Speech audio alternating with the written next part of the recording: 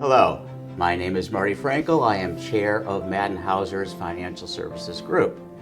Today we are kicking off a series in our ongoing video blog regarding movement in the mortgage industry. With me today is my longtime partner, Brian Nettleingham, who is going to break down what movement means. With that said, the mortgage industry is under pressure. It is under pressure to create efficiencies of scale, efficiencies regarding processes in order to increase profit margins. Brian, let's begin to unpack what do we mean by movement in the mortgage industry? Sure.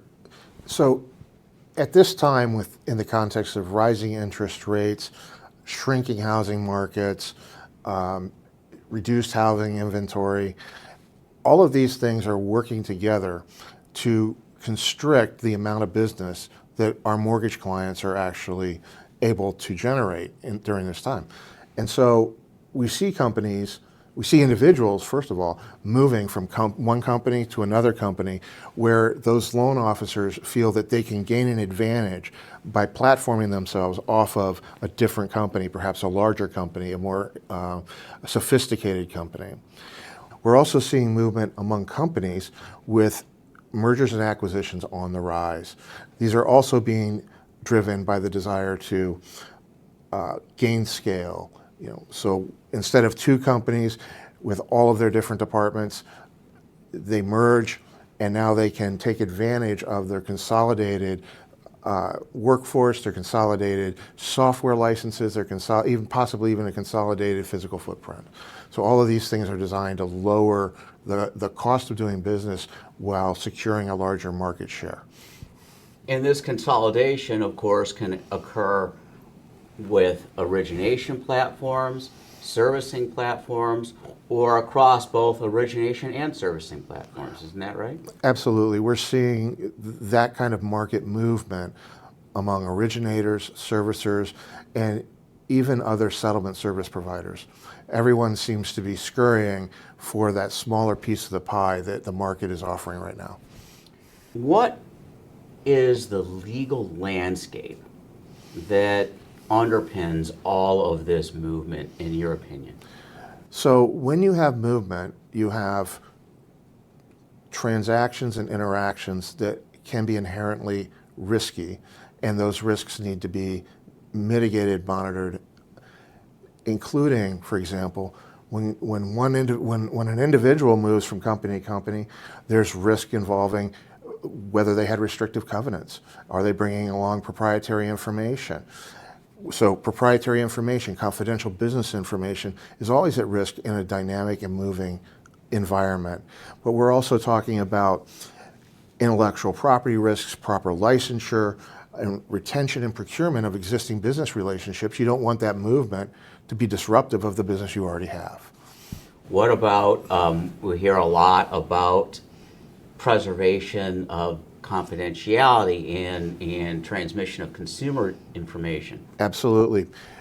Transmission of consumer information is highly regulated, and you have to make sure that you are moving that information appropriately within the structure of the transaction. And confidential business information is being put forward even before these deals close.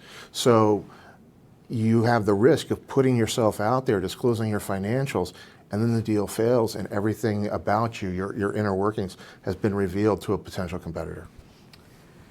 So just to underscore, these movements, while they provide tremendous opportunity, they also come with tremendous risk. What do you believe is the role of a good mortgage counsel in navigating these risks?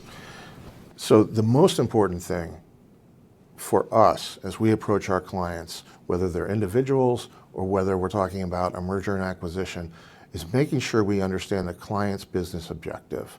For example, is the client consolidating for some of the more traditional reasons we might think of, such as consolidation of overhead and costs?